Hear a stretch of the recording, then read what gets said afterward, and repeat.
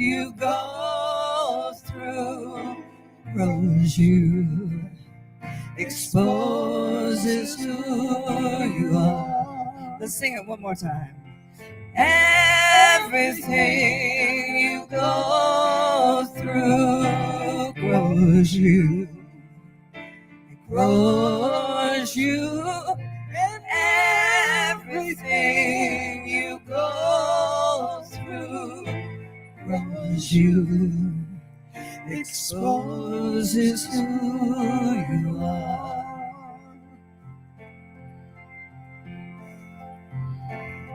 No mud, no lotus.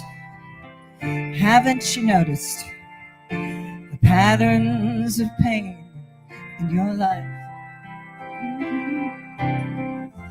Things that broke you also awoke you. They awoke to the questions you needed to ask.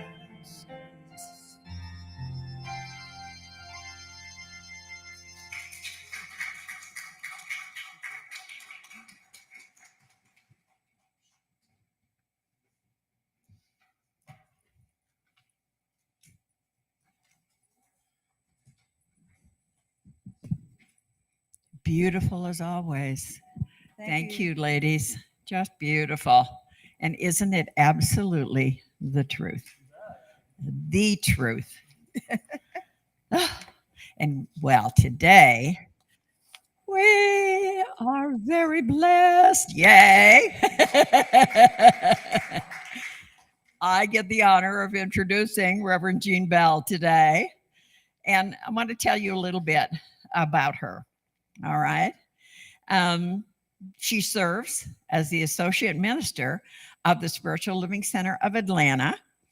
And over the last 11 years, she served at SLCA in many capacities, including practitioner, board member, education director, and bookkeeper.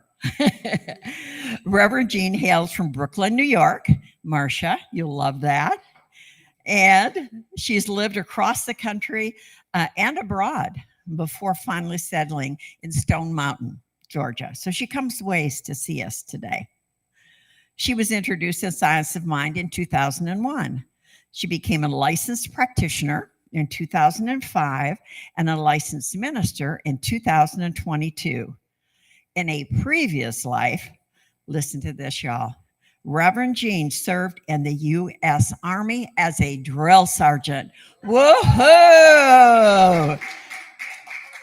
And, of course, Dorothea was in the service for many years. So the two of you have a lot in common. Aren't we pleased? Yay. Thank you for your service, Reverend Jean and Dorothea. She moved into civilian life as an auditor.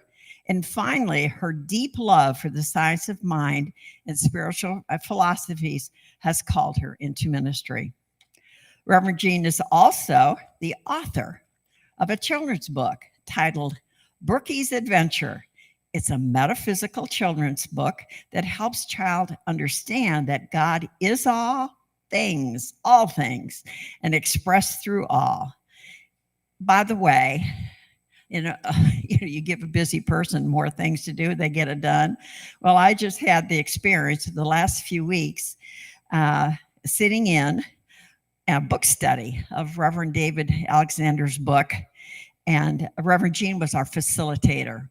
It was absolutely fabulous. Connie went, it absolutely wonderful. The book, y'all, you've heard me talk about this book before. You must get a hold of it. We'll talk about it later. Also, Reverend Alexander's wife has written a gratitude book, which is just charming, which I just ordered, and I've got that. So I'm on a roll with the Alexanders. But it's a wonderful role to be on. So please, everyone, welcome warmly and with great blessings of joy and gratitude, Reverend Jean Bell.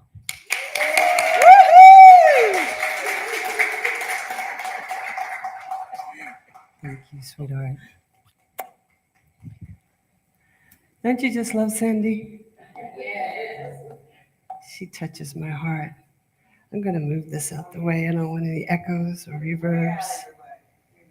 All right. It is a pleasure to be with you here today. As Sandy says that I am Reverend Jean Bell. My pronouns are she and her, and I hail from the Spiritual Living Center of Atlanta.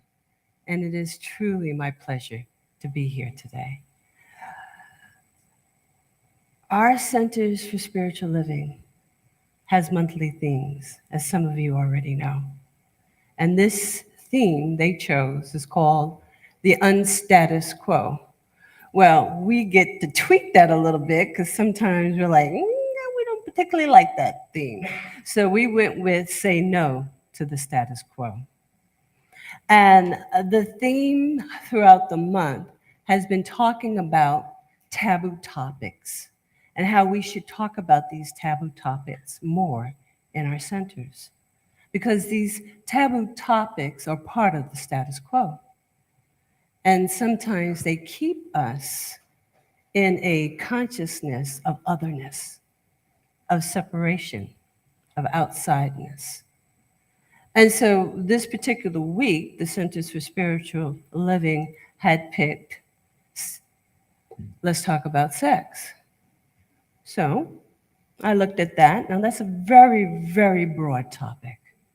I'm like, okay, where do you even get? What part do you take? So I started thinking about my own experience and what could I bring to the table in reference to that. So I've decided to talk about sexual orientation, and I decided to talk about gender roles. You know, the sexes, male, female, those type of gender roles. And we'll get a little bit more into that as far as that's concerned. Now, one of the things that I wanted to bring out is that sex and sexuality has always been a behind the doors, closed type topic. Things that we don't talk about usually in our spiritual centers. Now, we've touched on the topic of sexuality in the context of oppressed LGBTQIA rights or women's sexual reproductive rights, but not necessarily as standalone topics. So, why these topics? Why do we think the Centers of Spiritual Living wants to talk about topics that some people might consider taboo? And throughout the month, it's not just about this, it's about marginalized individuals. It's about racism, it's about ageism, it's about all of these things. And some of these things might make you feel uncomfortable. And I think that's the point. What is making you feel uncomfortable when we talk about the status quo and what has been established sometimes for millennia? Sometimes we have dogmatic traditions around these taboo topics and status quo. So if anything that I say does make you feel uncomfortable, please see me afterwards and let's talk about it. And in fact, I'll say a little later on at Spiritual Living Center this afternoon at 5 p.m., practitioner Tony Jenkins does a workshop every third Sunday, and it's called Spiritually Curious. And we talk about things that, well, like, for instance, what's New Age versus New Thought, right? What does science of mind really teach as opposed to these New Age type philosophies? But today, his concentration will be on what I'm talking about today. So, one of the things that I notice about some of the members in my own community, a couple of years ago, we decided to start using pronouns. And we had a couple of members come up to us and say, why are you using pronouns? Why is that necessary? Those pronouns actually make me feel uncomfortable. Isn't it interesting They said those pronoun uses made them feel uncomfortable. And our question was always, why? Let's have a deeper conversation around that. I don't know if some of you have heard, but in our school systems, they are forbidding teachers from allowing the students, if the students so choose, to use pronouns. They're not allowing the teachers to use pronouns in their signature blocks. There's things that are happening in our society nowadays that individuals are trying to repress and to hold back. And we need to have conversations around this. Because it's important to have these conversations if we say we believe in oneness and truly adhere to a vision of a world that works for everyone and for all creation. I believe our spiritual communities need to take a deeper dive into these topics because of the well-established status quo and stigma around them. Now, the status quo concerning sexual orientation and gender roles have been well established for millennia, leading toward heteronormative and patriarchal dominance. And there's nothing wrong with heteronormative. There's nothing wrong with all the normatives, right? There's nothing wrong with sexuality orientation in and of itself. But the status quo says the only right way is one way. Anything other than those two parameters were and still in some cases considered abhorrent, deviant, sinful, and shameful. We see from historical accounts that the status quo has created a legacy of shame and secrecy around the topics of sexuality, sex, and gender, and this has been carried on for generations. And we know that many religious traditions, even traditions that we have come out of, have specific teachings and doctrines around gender and sexuality. These teachings can vary widely, but some promote the oppression of sexual expression, gender-specific roles in orientation, and how women and men should behave, what positions they can and cannot hold in church, as well as in society. Some people feel that women shouldn't hold public office. People like don't hold positions of authority in the church, shouldn't be ministers. Well, I broke that taboo.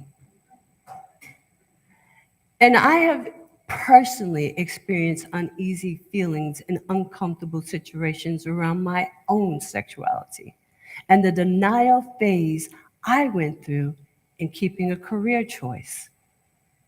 Years ago, I won't disclose my age, when I first joined the Army, the recruiter usually drives you. You got to get up early, go to the recruiter office, and they take you to the intake center.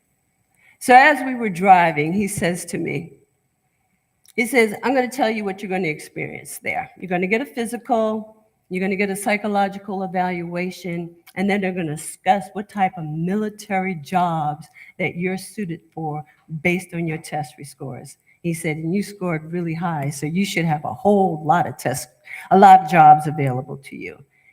And then he says to me, now I know that this doesn't apply to you.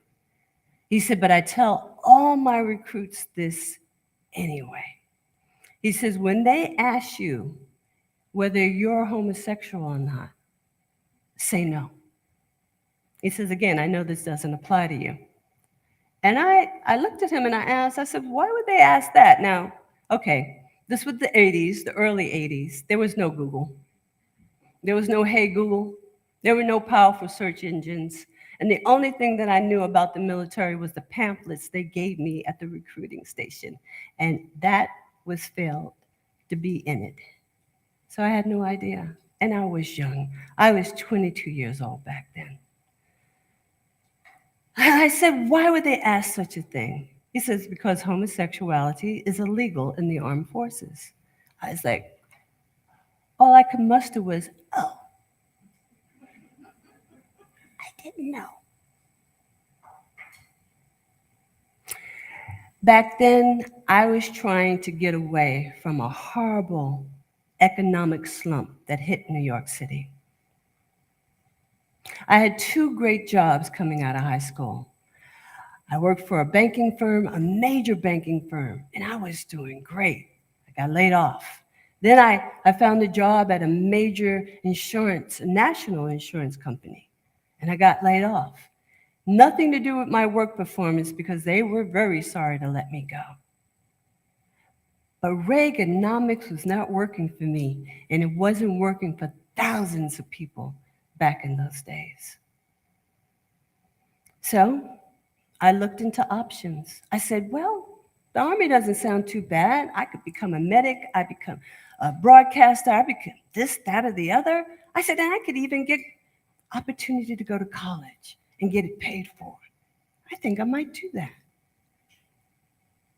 Anyway, just like he said, when I got to the intake center, they asked me a series of questions. And one of them was, are you a homosexual? And I nervously said no. And it wouldn't be the last time I denied my sexuality, but it was the first time that I said, since I came out, I denied my sexuality to be accepted and fit in with the status quo. Now, the other time was even in a bigger way. By that time, it was years later, I had worked my way up the ranks. I was a non-commissioned officer. In fact, the captain says, I want you to be my training officer. And him and I had a great relationship.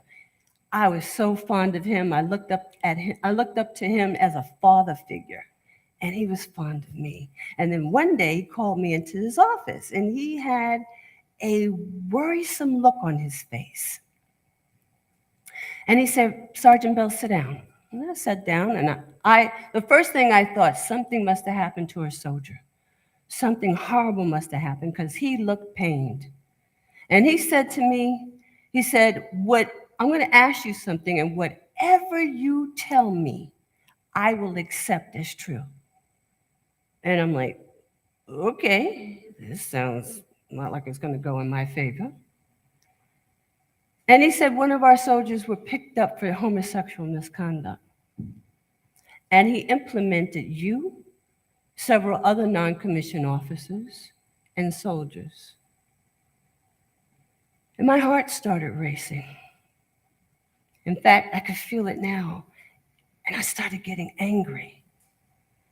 And then the captain asked me if this was true about me. And he stopped me before I could even open my mouth. And he says, and whatever you tell me, I will accept as the truth. And I said it wasn't true. And he said, okay then. He said, this matter is closed. He said, and I'm sorry I had to put you through that. And then I said, can I go? And he said, yes. And before I could walk out the door, he said, why do you think so-and-so implemented you?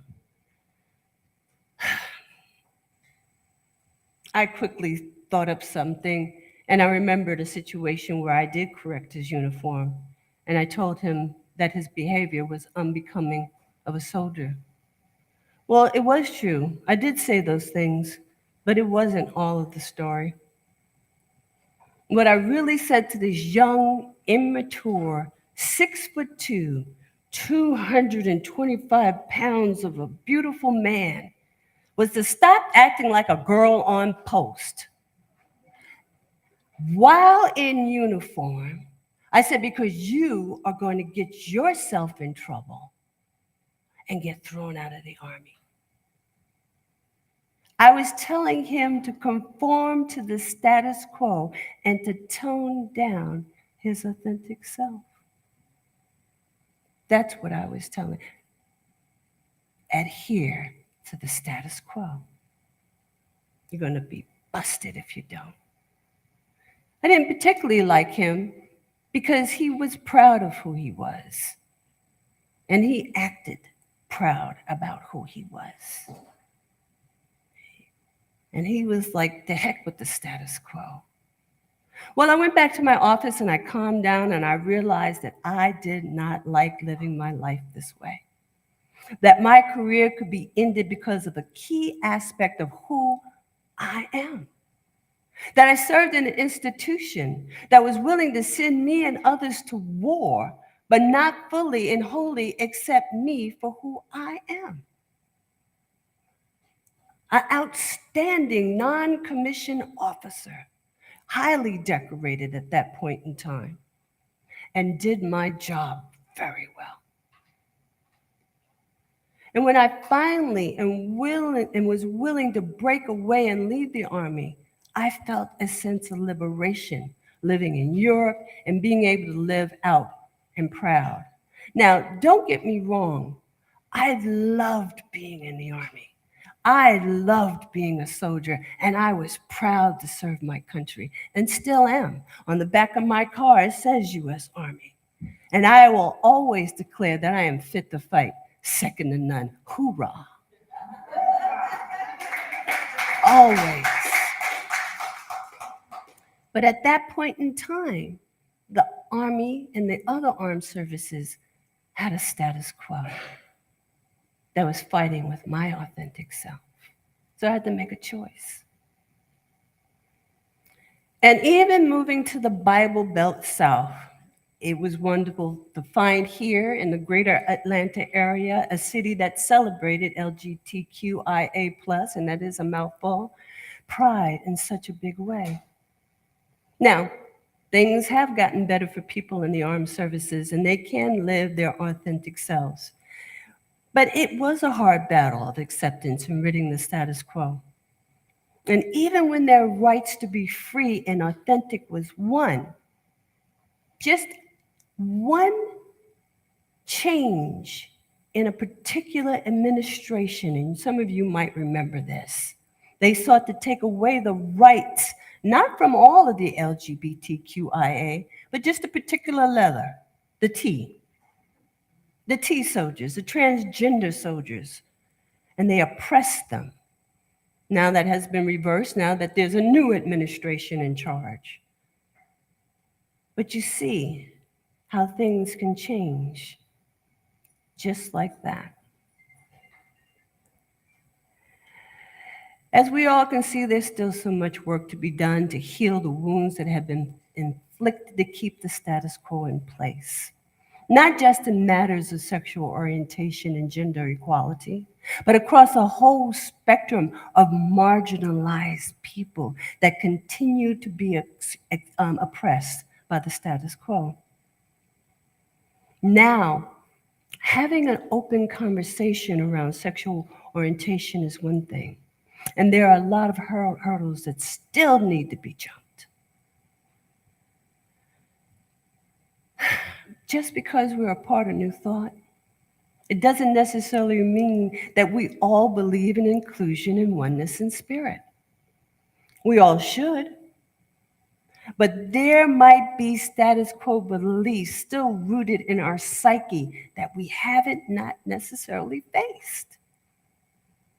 And when I say oneness, doesn't mean sameness, because look at you. You are all divine, unique, individualized incarnations of the one spirit. But what a myriad, what a rainbow of beauty do I see before me.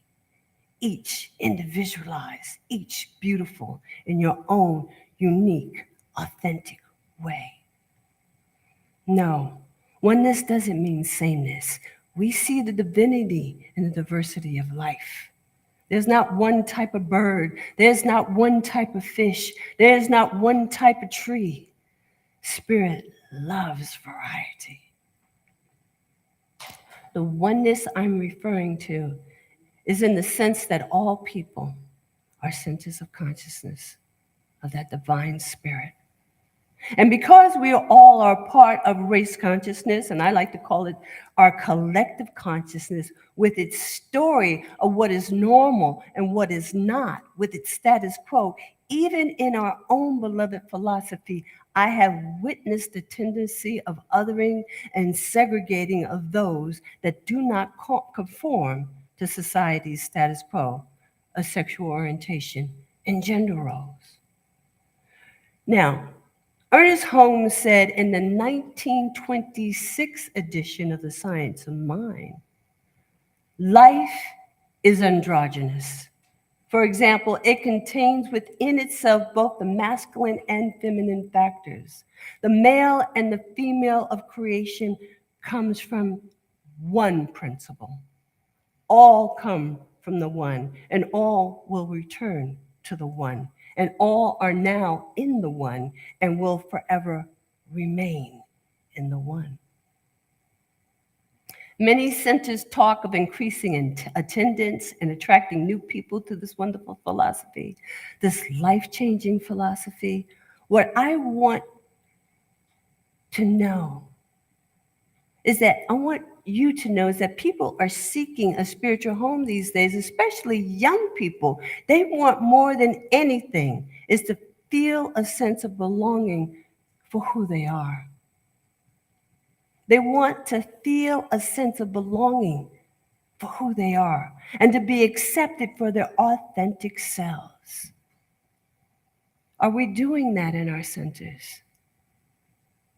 And trust me, people can innately feel when a community is truly welcoming in this regard.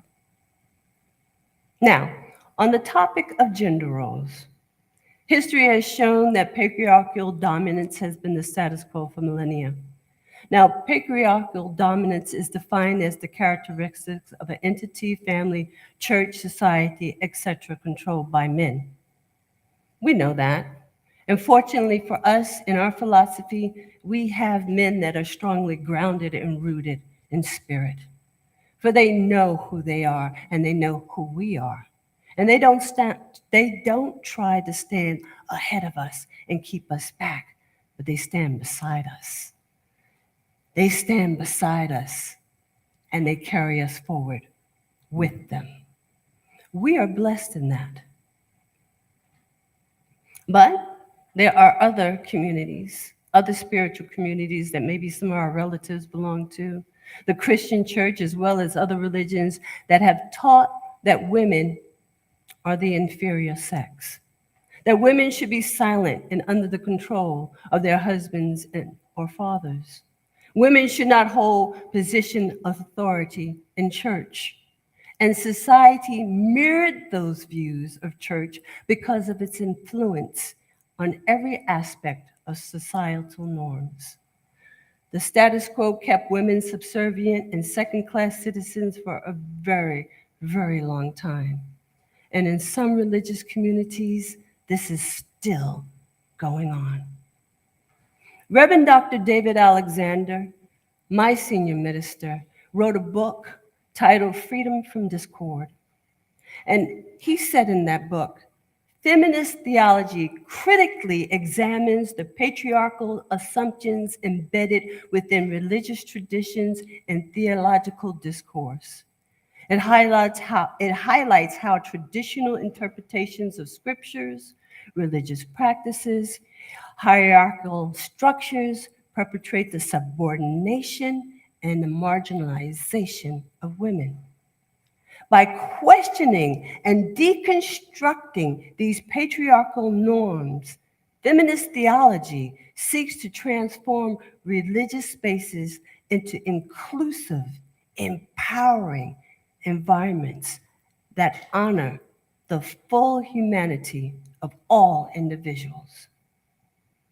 We must question the status quo of these traditions that have defined sexual orientation and gender roles because they have been written across our subconscious psyche and have been accepted on a deeper level, sometimes even unbeknownst to our everyday conscious awareness.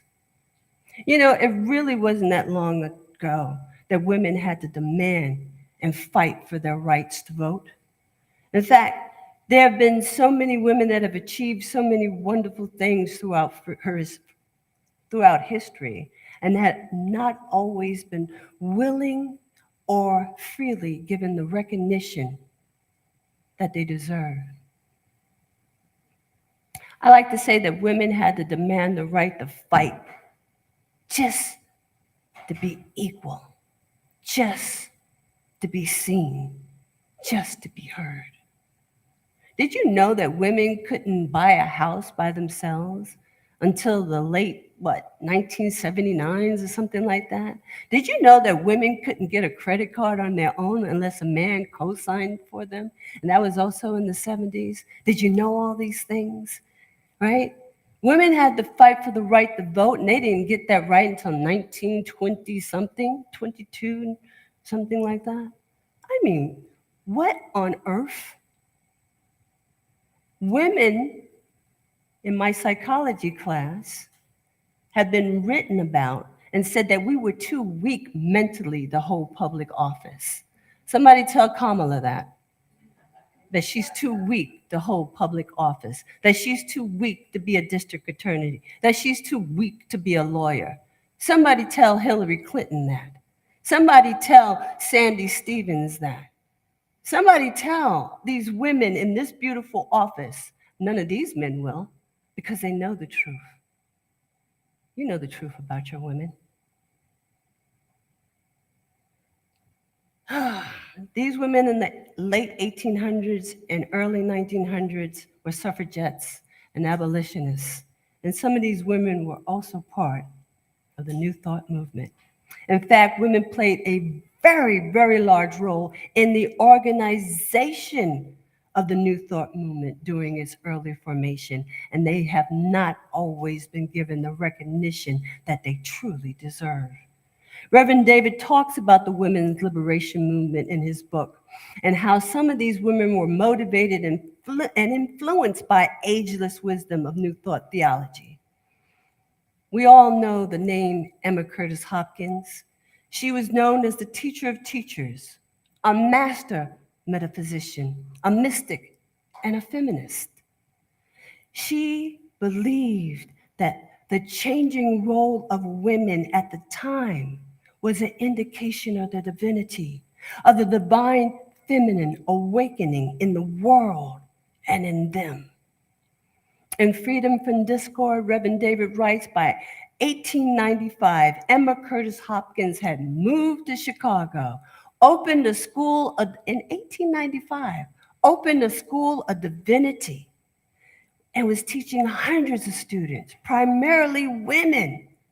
These students spread out throughout the nation and opened their own branches, started magazines, and taught classes expressing their own interpretation of New Thought wisdom from coast to coast. Hopkins influenced many New Thought leaders, such as Charles and Myrtle Fillmore of Unity, co-founders of Unity, Melinda Kramer and Nona Brooks, co-founders of Divine Science, H. Emily Cady, a famous author and poet, and Reverend Dr. Ernest Holmes, founder of Religious Science, one of her last students. And some of you might not know that Ernest Holmes was an ordained Divine Science minister. And it doesn't stop there. Years later, we talk about Reverend Johnny Coleman, a student of Unity, stood up to racism and segregation that she encountered in Unity Village when she was trying to go for her ministerial license. And then we're talking about individuals like Reverend Ruth Mosley, also of Unity, founded the Urban Unity Seminary in Detroit that taught Black ministerial students, because the same racism that Reverend Johnny experienced at Unity Village, she also experienced. And let's not forget Atlanta's very own Reverend Dr. Bishop Barbara King. She founded Hillside International Truth Center and the Barbara King School of Ministry. These women broke through the status quo that said they were inferior and should be silent. They broke through the status quo because they didn't believe the story of inferiority. They broke through because the spirit in them is not bound by precedents. They broke through because they believed in the power to bring about change and healing through the power of their mind and said no to the status quo and yes to their divinity. They were unstoppable in their mission to spread the good news of new thought, and they didn't allow the belief that they were inferior as women to be their truth. They knew a greater truth for and about themselves and for all people, men, women, all people. And although they may still be resistance to change, that is where we come in at, by pushing back and saying no to the status quo. I see you doing the work at your centers, the wholehearted acceptance of every race, every gender, every sexual orientation, embracing everyone who walks into your thresholds. This is who you are. I see you embracing and practicing connection, love, and belonging. We make a difference by teaching belonging here in West Georgia, in Atlanta, at the Spiritual Living Center of Atlanta. We see the divinity in all people, and we are no longer willing to be a part of the status quo. We are saying no.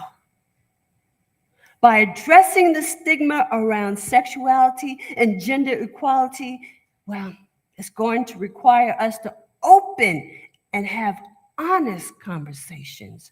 And if you feel uneasy in any way today, that's your start to open up. It will require education based on facts and a willingness to challenge outdated beliefs and attitudes. It will require us to promote and encourage inclusivity and diversity and foster a culture of respect and understanding. We can work towards creating a more accepting and supportive environment for discussions about sexuality and gender and spirit. If you are willing, then that is what is ours. That is what is yours to do. Now, again, I will remind you today at our center, SLCA, at 5 o'clock, right? Practitioner Tony Jenkins will hold a workshop, and we will continue this conversation there. But I invite you to have this conversation in your workshops here with each other. And again,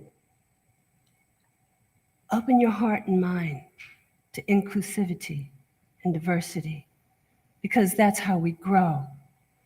Wasn't the song that you sung today about growing, about expanding, about broadening our horizons in this thing called life? Ooh, I think that's it for today. And so it is.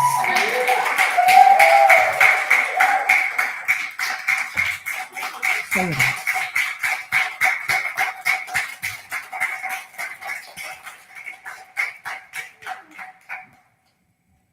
And it's warm in here, yes? Yes. It's not just you. Okay, I get to follow that. Okay. Don't worry, I can do it. I can do it. That was wonderful. Thank you so much. Thank you for coming. We really appreciate it. Okay, let me find my song here. This is a song off my latest CD, which is for sale over here, by the way. And now I do take credit cards. And they're cheaper by the dozen, so, okay. This is a song I wrote about forgiveness.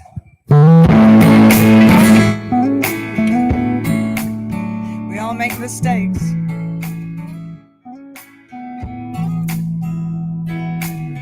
Tell God your secrets, I'll tell mine. Ain't no mistakes, it's healing time. There's magic in the telling, and we all know forgiveness is a river, just let it flow over you, through you. Tell me, how long will you punish yourself? 30 days, 30 months, or 30 years? You've built mountains of regret, cried oceans of tears. How long till you forgive yourself? How long till you let go and let God? How long till you forgive yourself? How long? All right, I want everybody to give me some love out there.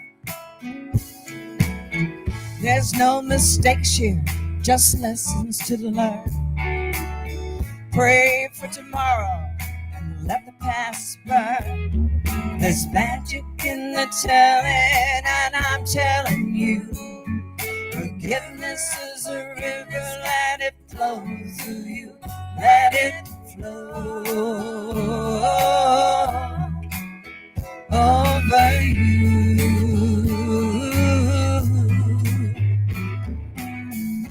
How long will you punish yourself?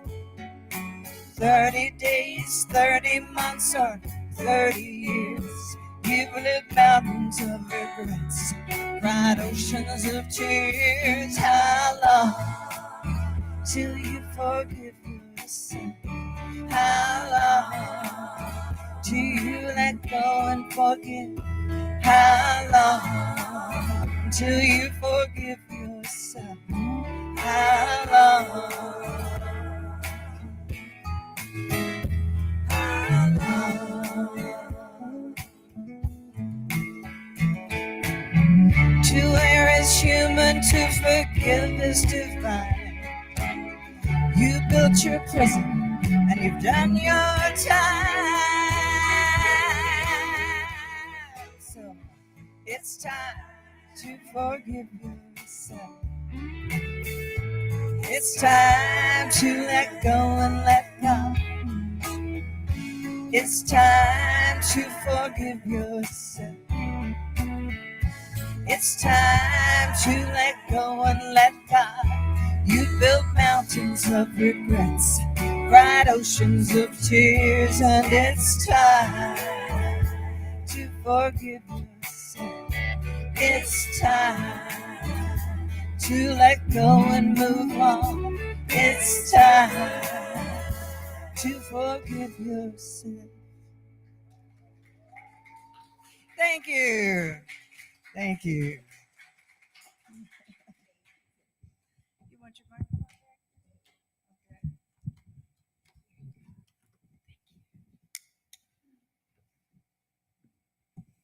Wow.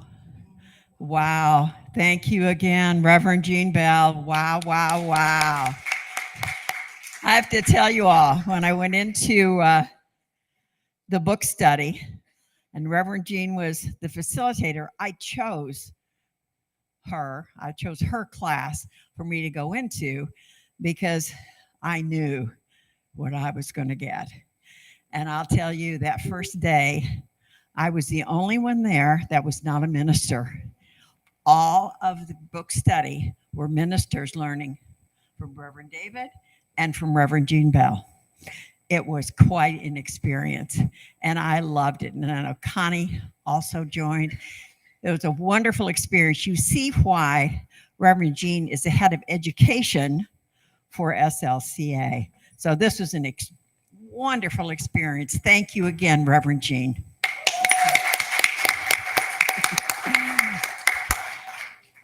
I'm kind of over being intimidated. Kind of. Oh, come on now. It's okay. It's time, y'all, for conscious giving. Okay? Money is a spiritual activity. Spiritual giving is an opportunity to express our gratitude and open our consciousness to receive greater abundance. It's the practice of participating in the circulation of universal good. We have 3 ways to give here at CSL West Georgia.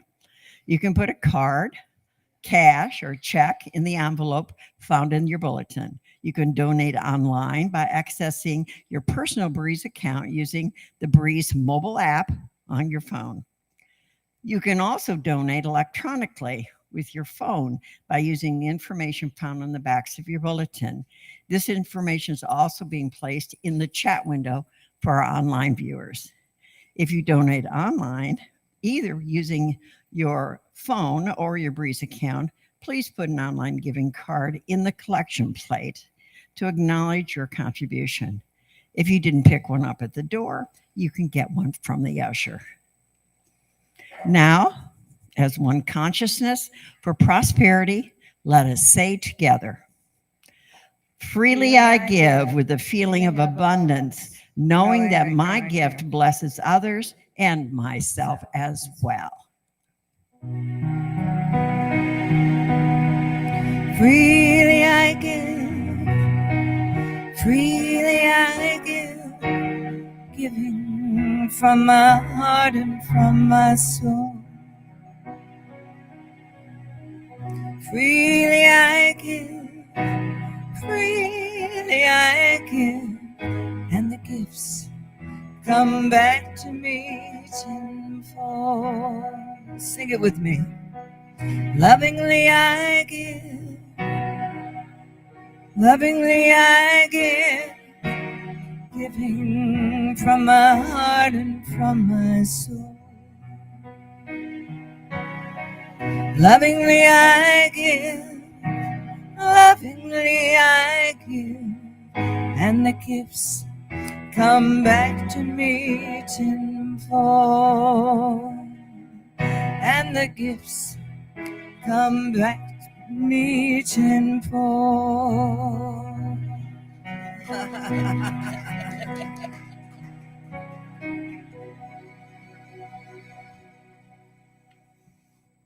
And together we say, I am grateful for the divine givingness circulating abundantly through my life, our community, and our world.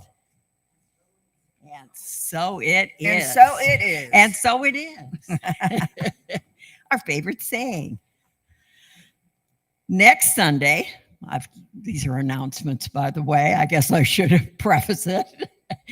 Next Sunday, ta-da, let's give it up for our board president, our everything girl sitting over there running the boards. And while Marcia was gone, ho, ho, ho, she held it down, even through a glitch or two. She did great. Our famous, wonderful, most beloved Dorothea Gates will be our speaker. Woohoo! And remember, our CSL Book Club midweek refresher meets here on Thursdays at 7:30. So please join us here in the center. The book that we're doing right now is called Your Mind Can Heal You by by Frederick Bales. It's a wonderful book. He's a great writer. All of his books are good. We also have affirmative prayer that Dorothea and Shauna, waving back there, do for us on Mondays. So please, if you would like to have a prayer, please see them either today or we've got the box over here on the table and you can fill out a prayer card, because on Mondays at 1:00. And now Shauna also has a nice little, what are you calling it, Shauna? Just her, well, she sends it to you so you can get hooked up, and she'll send you a notice on your computer to remind you so you can join in on Mondays with them. Did you hear? Just send her your email. And if you don't have Shauna's email, see her after service and she'll make sure that you get hooked up. Do we have anyone new visiting us today? It's all the wonderful group that we have. All right. Now, social media, you know, is a lifeblood of us. So remember to click, See us on Facebook. See us on all of the other platforms. Follow us on Instagram and subscribe to our channel on YouTube, y'all. I go to YouTube for all kinds of stuff, like you all do, especially Join for Us. So let us now do our closing affirmation. And when we're finished, we're going to circle and we're going to sing our peace song and hold hands and just love each other. All right. All right. So let us stand with our closing affirmation. We go forth today knowing that we are God's blessing in the world. Only good comes from us. Only good comes to us. And so it is.